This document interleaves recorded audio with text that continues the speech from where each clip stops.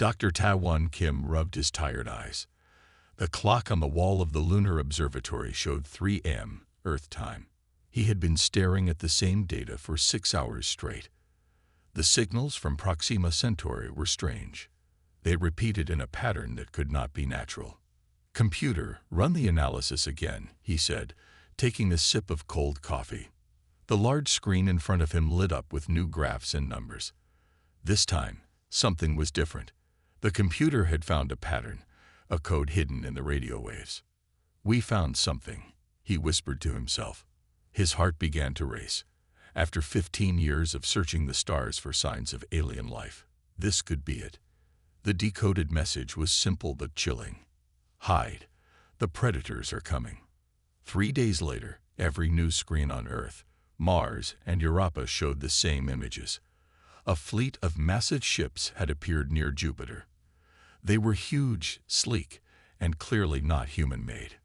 Captain Jai-Ho Park stood in the command center of the Earth Defense Force base, watching the alien ships with narrow eyes. "They're not attacking," said his second-in-command. "That's a good sign, right?" Park wasn't so sure. "Or they're so powerful they don't fear us at all."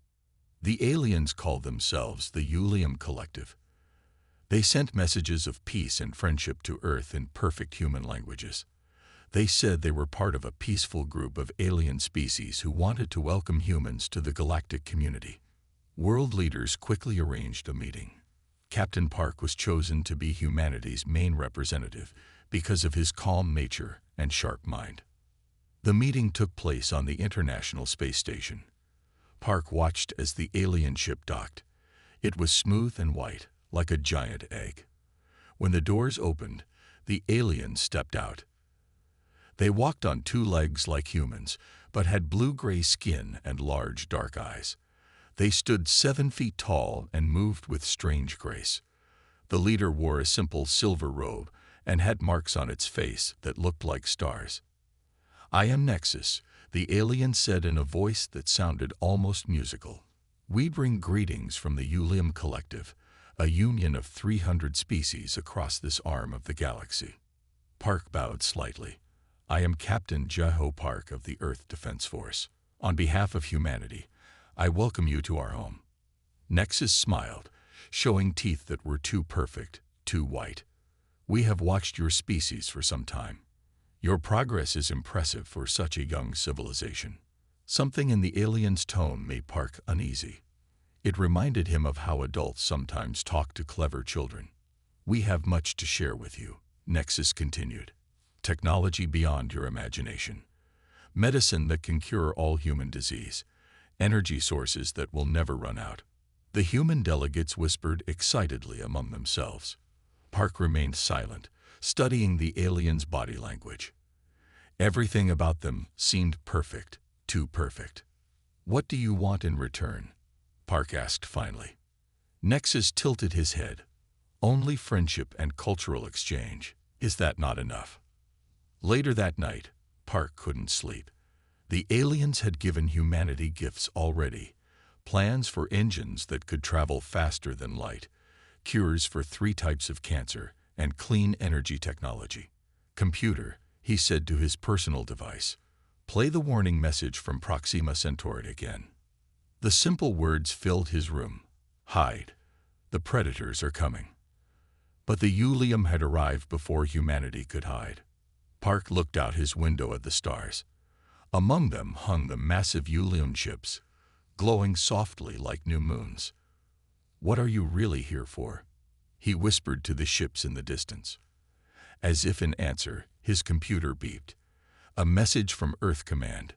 He was being named the official human ambassador to the Ulium. He would be moving to their command ship tomorrow to begin cultural exchange. Park packed his bag with a heavy heart. Something told him that humanity had just become prey. They just didn't know it yet. 6 months had passed since the Ulium arrived. Earth had changed more in those months than in the last 50 years. New cities rose with alien technology. Sick people walked out of hospitals completely healed. Spaceships that could reach Mars in hours instead of months filled the skies.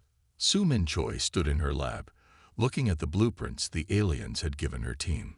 As head of Human Ulium Technology Exchange, she had seen every piece of tech they shared.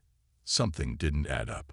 The power flow is wrong, she said to herself, tracing the diagram with her finger. If we build it exactly like this, it will only work at 60% of what they claim.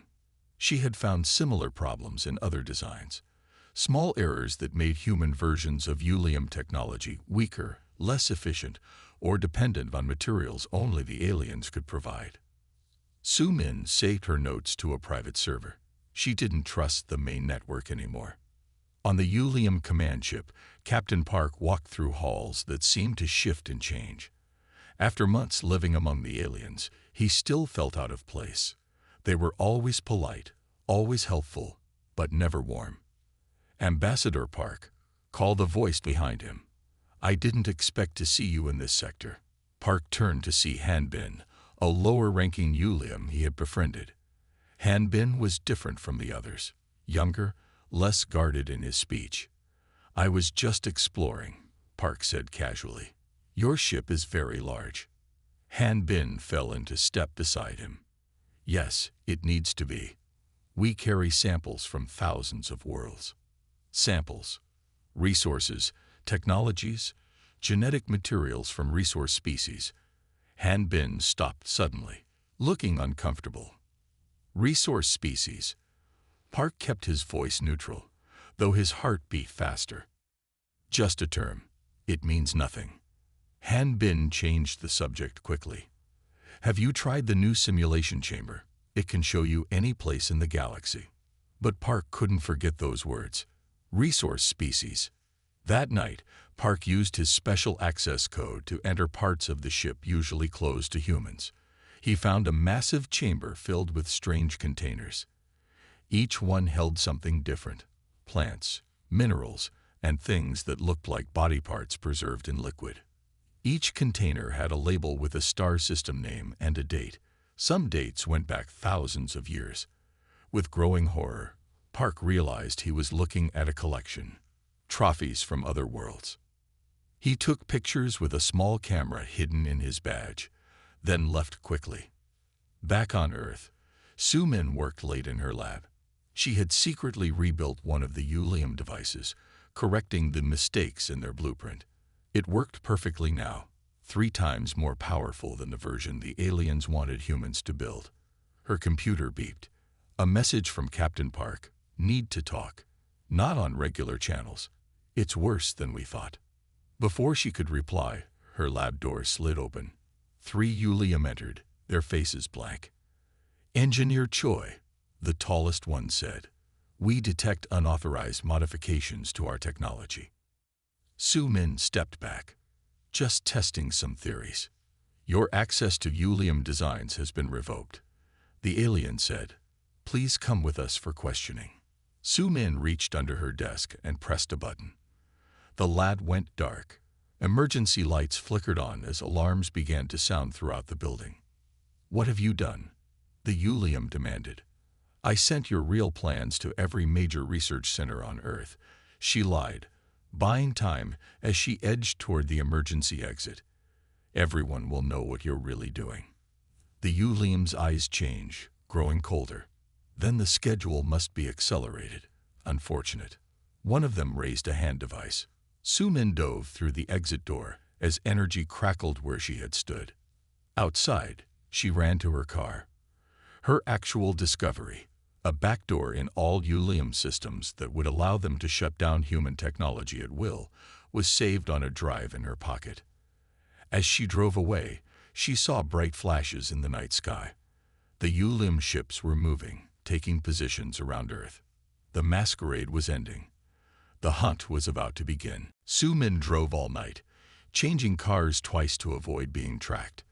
By dawn, she reached the hidden bunker where Earth's top scientists had been working on secret projects. As she entered the security code, her phone beeped. It was a message from Captain Park. "The Ulium are not what they seem. Get somewhere safe. I'm coming back to Earth." Inside the bunker, Dr. Taiwan Kim and a team of 20 scientists waited for her.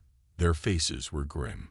Show them, Sumin said, handing over the drive from her pocket. Dr. Kim plugged it into their isolated computer system.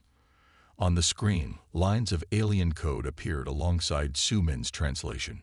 I hacked into their command ship's database, she explained. The Yulium are just scouts. They work for something called the Harvester Empire. They find promising civilizations, study their weaknesses, then call in the main fleet to take everything. The room fell silent as images appeared on screen. Planets stripped of resources, alien bodies being taken apart, whole cities in ruins. They'd done this thousands of times, Sumin said. Where next? In space, Captain Park's small transport ship raced toward Earth. The Yulium had given him the ship as a gift, but he had found and disabled its tracking devices. Han Bin sat beside him, nervous and pale.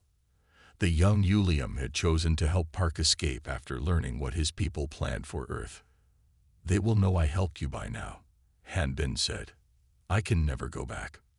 Why are they doing this? Park asked. Why pretend to be friendly first? It is easier that way. Less fighting. When we offer gifts, most species lower their defenses. They welcome us into their homes, their systems, their networks. Han Bin looked down in shame. By the time they realized the truth, we control everything that could hurt us. Park's ship computer beeped a warning. 3 Yulium vessels were approaching fast. They found us, Han Bin said. Back on Earth, alarms blared across every military base. The Yulium ships in orbit had changed position. Their friendly signals had stopped. In the bunker, Sumin and the scientists watched as their screens went dark one by one.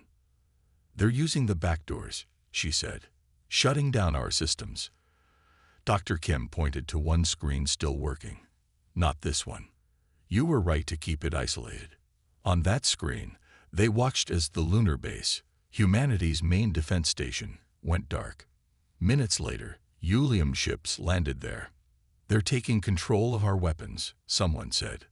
Sumin grabbed the microphone for their emergency broadcast system. This is Engineer Sumin Choi. The Yulium are hostile. I repeat, the Yulium are hostile. They have backdoors in all their technology. Disconnect everything they gave us. Prepare for. The bunker shook as something hit it from above.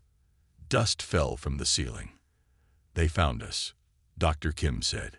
Park's ship dodged energy blasts from the pursuing Yulium vessels. Earth grew larger in his view screen. We won't make it, Han Bin said. Their weapons are better than this ship's shields.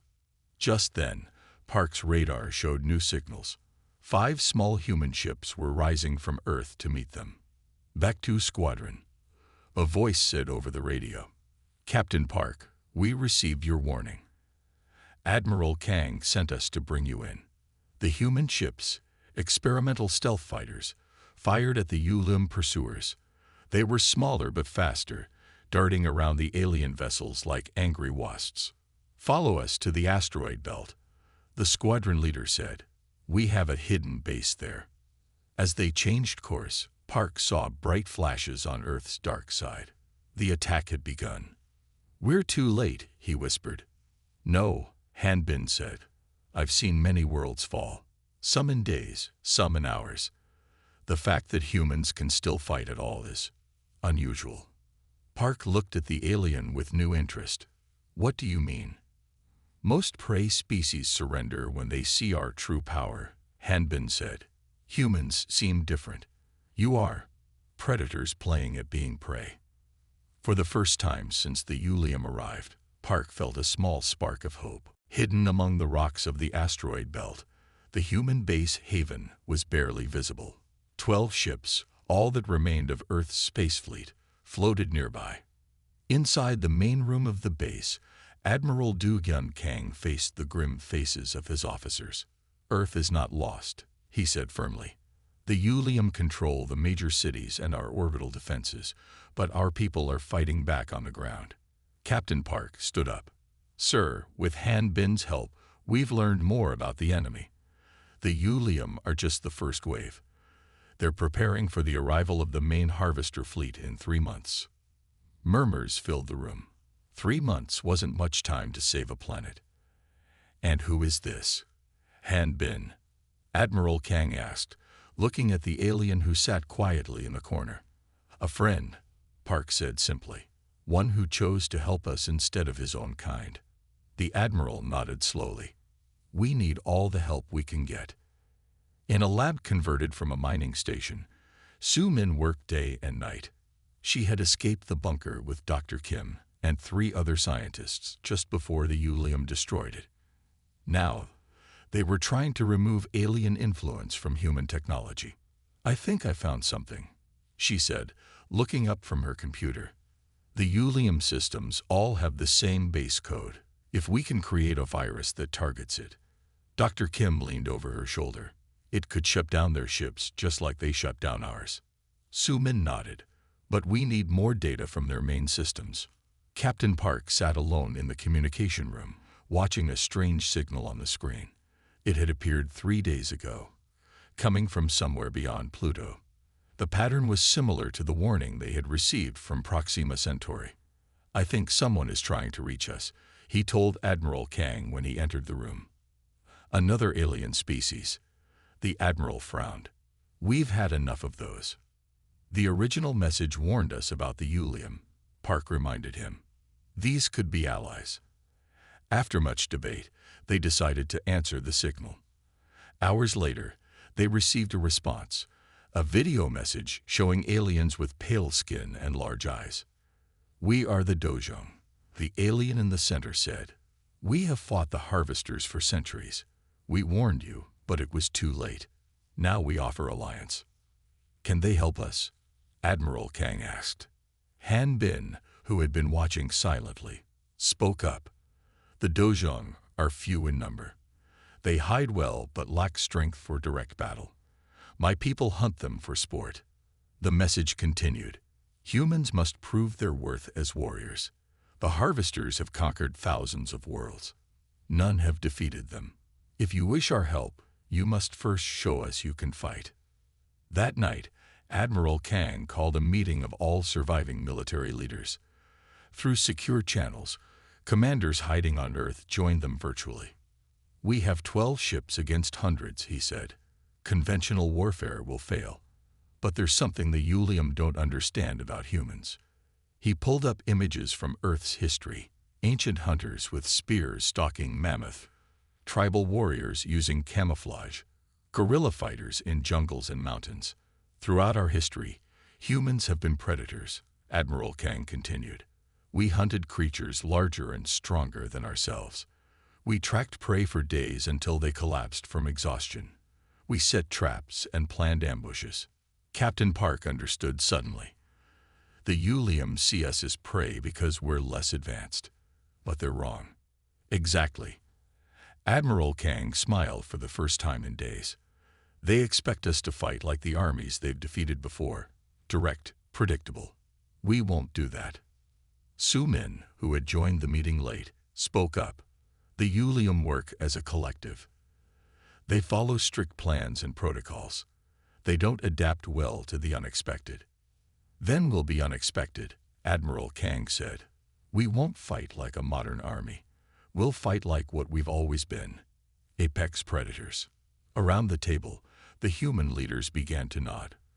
For the first time since the invasion began, hope flickered in their eyes. Operation Ghost Hunt begins tomorrow. Admiral Kang announced. We're going hunting. The Europa colony had fallen to the Ulium 3 weeks ago. Now it was quiet as 3 moons passed overhead. The alien guards stood at their posts, watching the empty streets with little interest. These human settlements all looked the same after capture, silent and beaten. A shadow moved between buildings. Then another. The Ulium guards didn't notice. Major Yum Jai signaled to her team of 6 commandos. They were the first unit of Operation Ghost Hunt, dropped onto Europa by a stealth ship 3 days ago. Since then, they had watched and waited, learning the aliens' patterns. Team 1 in position, she whispered into her comm unit. Team 2. Ready, came the reply. Lee looked through her scope at the Ulium Command Center. Unlike humans, the aliens never seemed to sleep, but they did have routines. 3 minutes until shift change, she said. Remember, we take out communications first, then power. Her team wore suits made from materials that blocked alien scanners. Their weapons had been modified by Sumin's team to make no sound. They were hunters in the night. On the Ulium command ship orbiting Earth, the High Commander received troubling reports. "We've lost contact with Europa outpost," an officer reported. "Send a patrol," the commander ordered. "We already did. They found nothing wrong, but then we lost contact with them too." The commander frowned. This was not in the plan. Humans were supposed to be defeated by now, waiting quietly for the harvesters. "Mars colony reports missing supply ships," another officer added. "And the fuel processing station on Titan has gone silent." The commander slammed his fist on the control panel. "Find them. These are primitive beings. They cannot hide from us." Admiral Kang watched the reports come in from his command center in Haven. 6 successful strikes in 2 weeks. No human casualties. "The Ulium are confused," Captain Park said, pointing to intercepted communications. "They're sending more ships to guard their outposts." "Good," Admiral Kang nodded. "Every ship sent to look for ghosts is one less ship attacking Earth." Su Min entered the room with Han Bin. "We've made progress with the virus," she said. Han Bin showed us how their communication system works. It's biological, part of their bodies, connected to their ships. "Can we use that against them?" Admiral Kang asked. "Yes." Su Min smiled. "Their hive mind is their strength, but also their weakness. If we can infect one, we might affect many." Major Lee's team moved through the halls of the Europa Command Center, silent as death. 3 Ulium lay unconscious behind them, taken down before they could sound alarms. In the main control room, Lee planted the devices Su Min had created, small disks that would capture the alien code and send it back to Haven.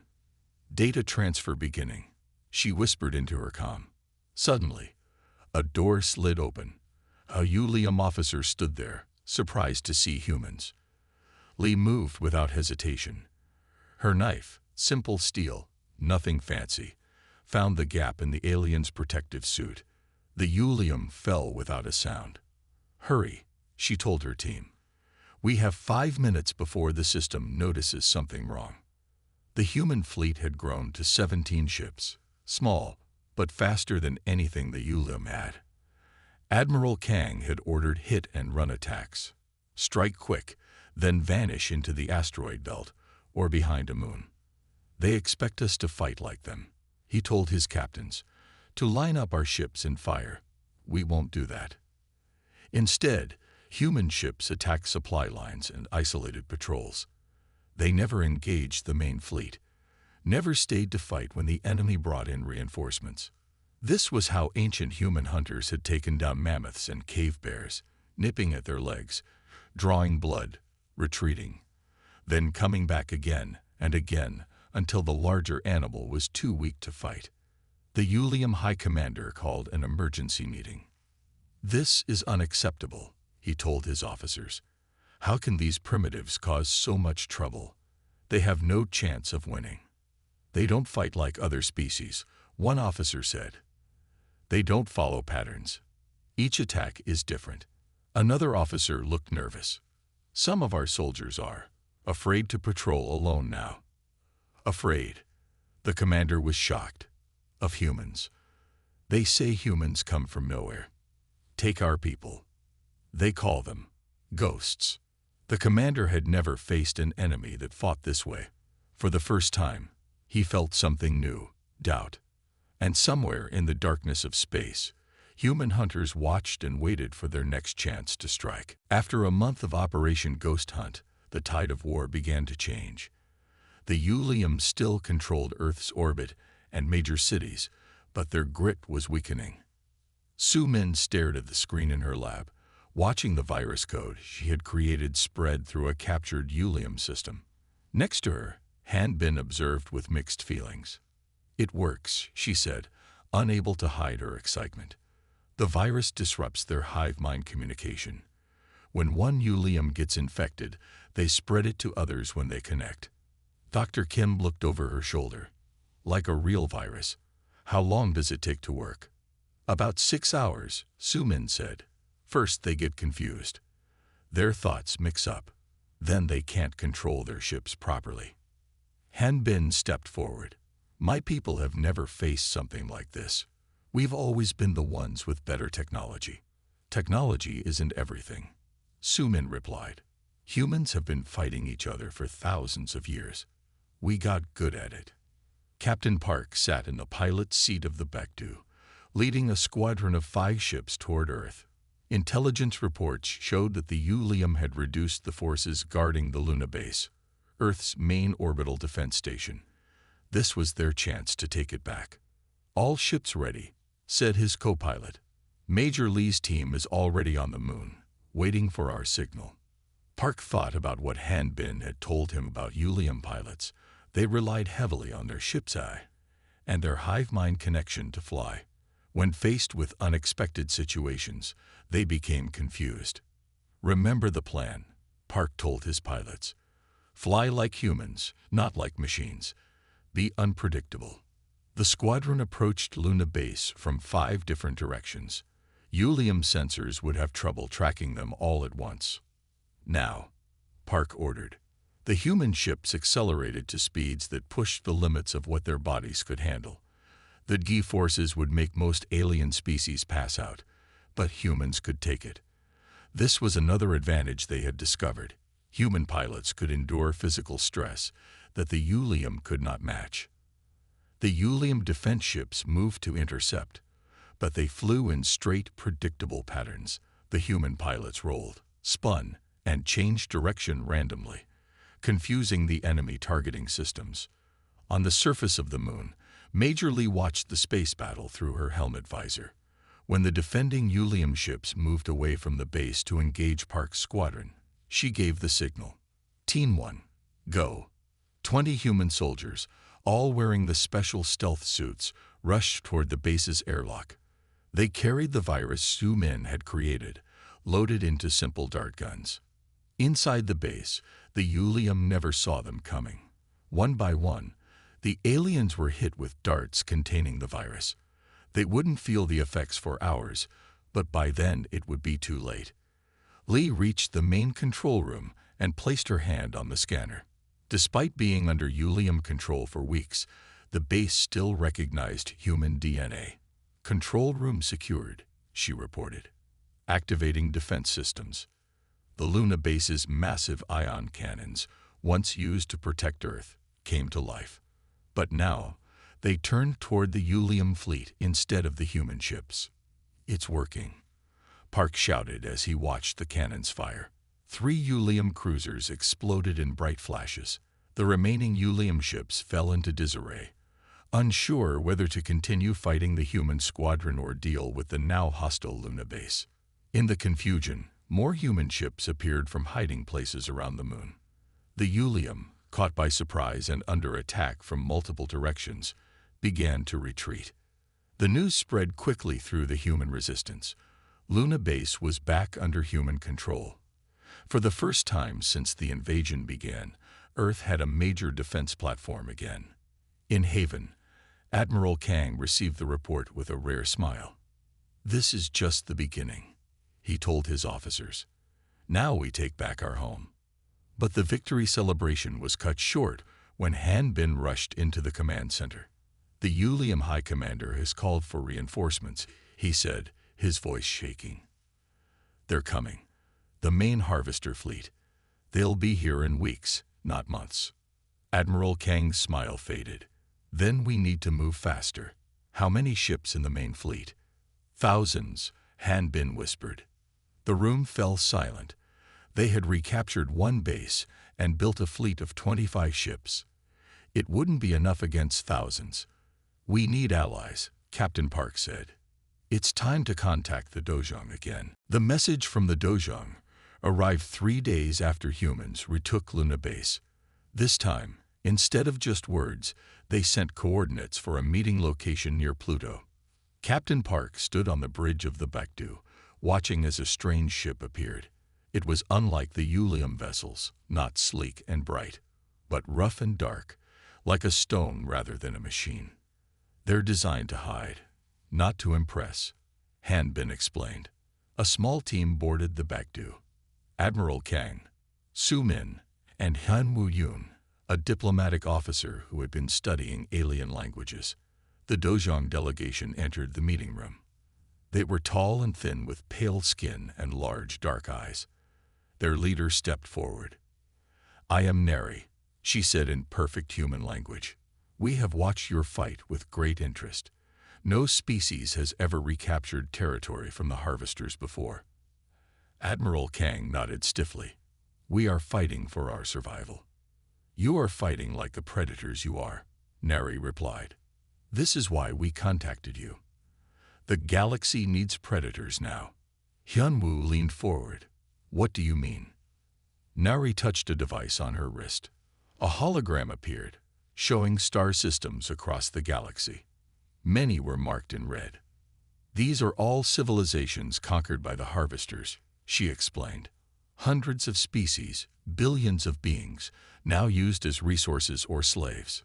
Why hasn't anyone stopped them?" Sumin asked. "Most species evolved as prey animals," Neri said. "When faced with a stronger predator, their instinct is to freeze or run. Only a few, like yours, evolved as hunters." Han Bin nodded. "It's true. My people conquered so easily because most species surrender when they see our power. But news of your resistance is spreading," Neri continued. "Through hidden networks, stories of humans fighting back have reached many worlds. They are watching, waiting." "For what?" Park asked. "For proof that the harvesters can be beaten." 3 days later, Hyun Woo-yoon found himself on the Dojong ship, traveling to a secret meeting with representatives from 5 other conquered worlds.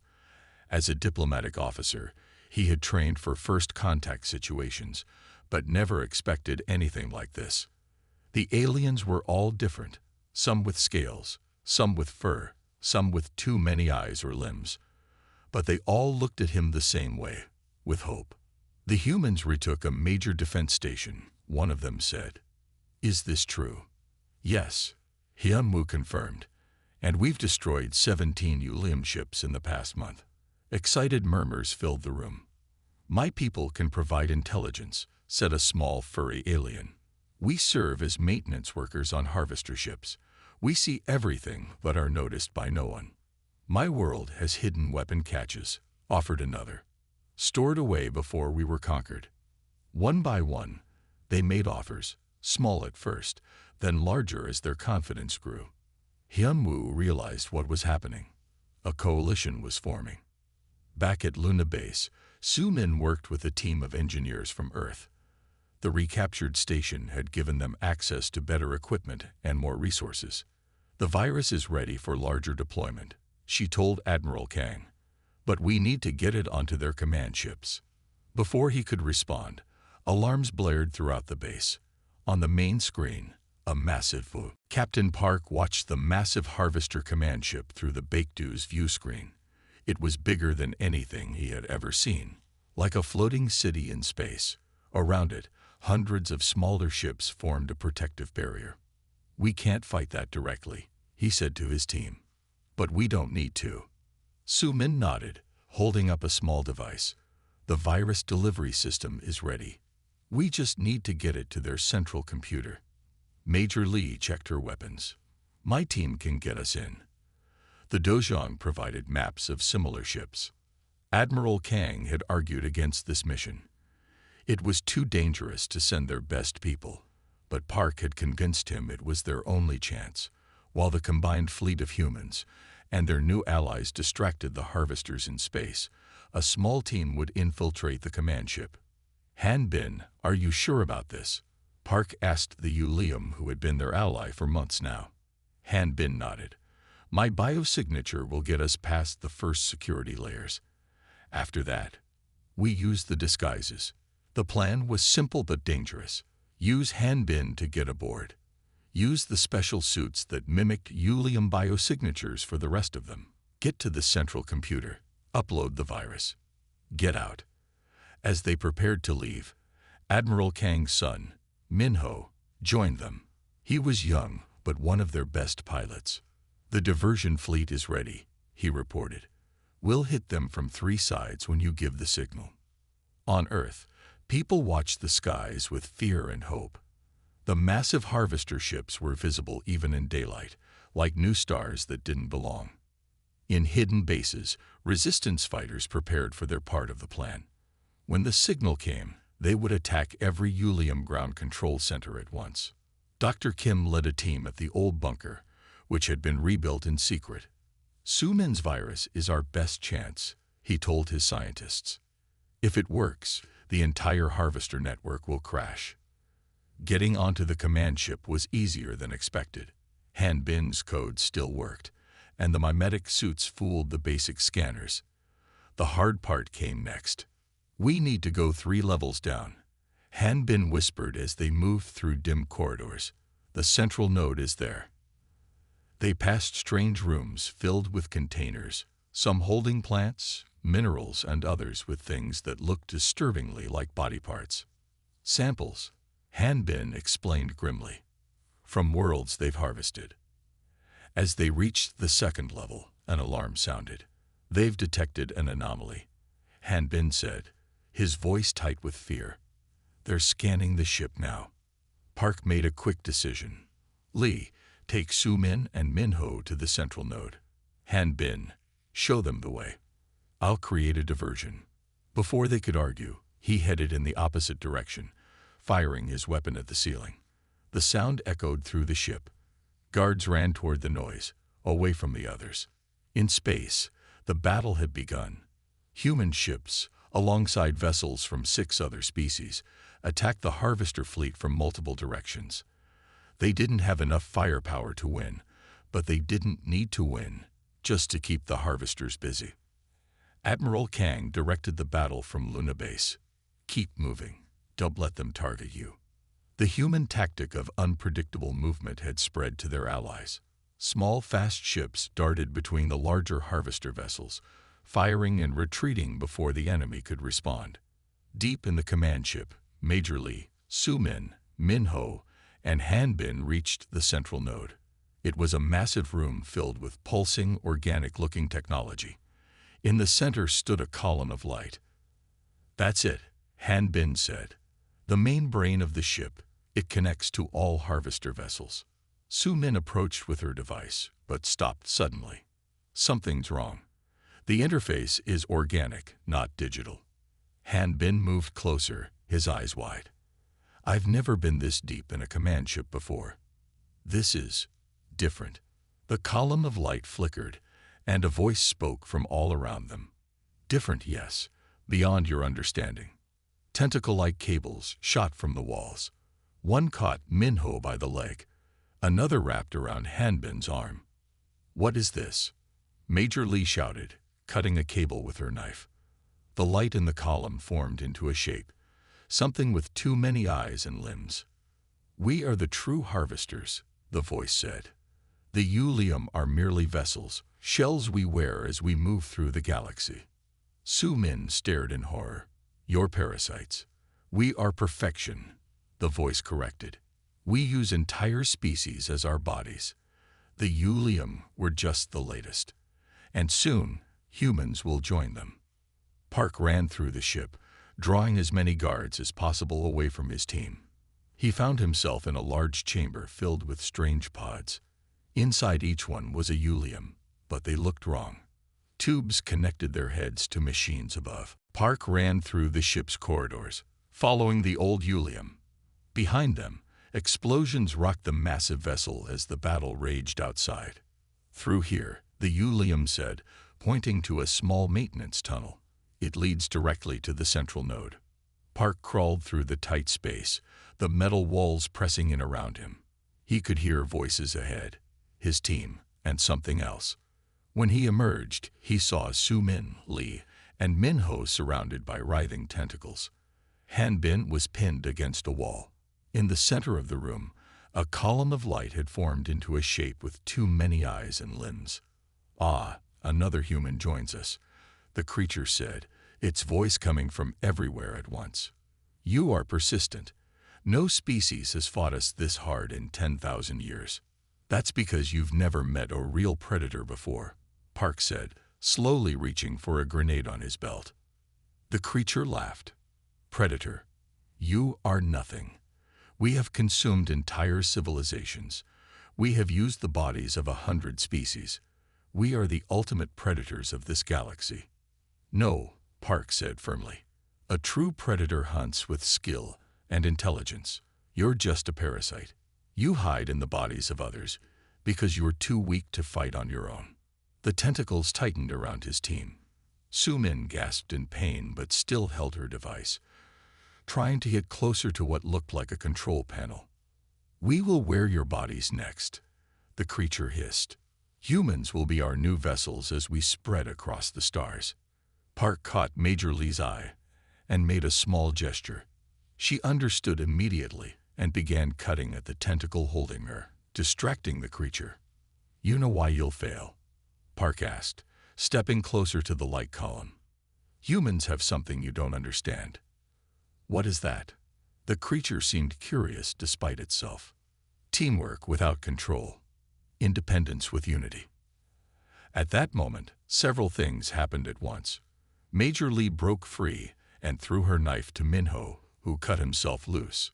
The old Yulium rushed to help Hanbin, and Park threw his grenade, not at the creature, but at the ceiling above it.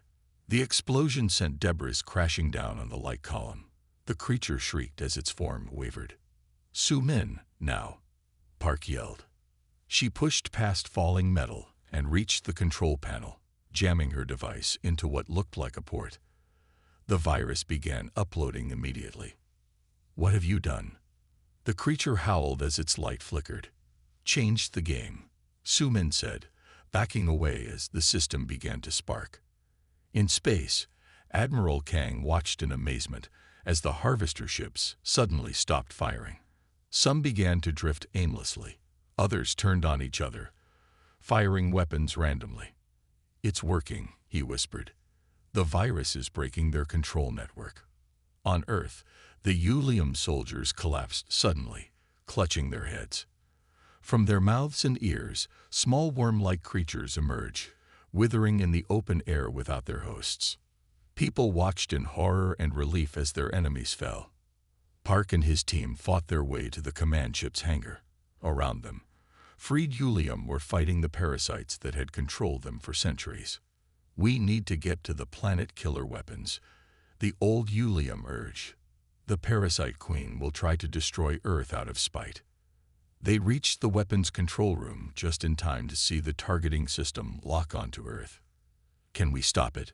Park asked desperately. Su-min studied the controls. "Better. We can redirect it." Her fingers flew over the alien keyboard, changing coordinates. The target shifted from Earth to the parasite's hidden homeworld. "Let them taste their own medicine," Hanbin said grimly. 3 days later, representatives from 7 species gathered on Luna Base. The Harvester Parasite Command had been destroyed. The freed Yulium had turned on their former masters. Across the galaxy, controlled civilizations were breaking free. Admiral Kang addressed the gathering. "This victory belongs to all of us. But it began with a simple principle: predators protect their territory." Neri of the Dojong stepped forward. "For thousands of years, the galaxy feared predator species. We thought gentle herbivores made better neighbors." She looked at the humans assembled before her. "We were wrong. The galaxy needed hunters, those willing to stalk and fight when others would flee or submit." Captain Park stood with his team: Su-min, Major Lee, Minho, and Hanbin. They had lost many friends, but Earth was safe. More than safe, respected. "What happens now?" Hyunwoo asked. "Now," Neri said, "a new order begins, with humanity leading the way, not as conquerors, but as guardians." Admiral Kang looked out at the stars visible through the window. Somewhere out there, Other threats might wait, but they would face something they hadn't counted on. A galaxy where the prey had learned to fight back, led by the species that had never forgotten its predator nature. Humanity, the apex predator of the stars.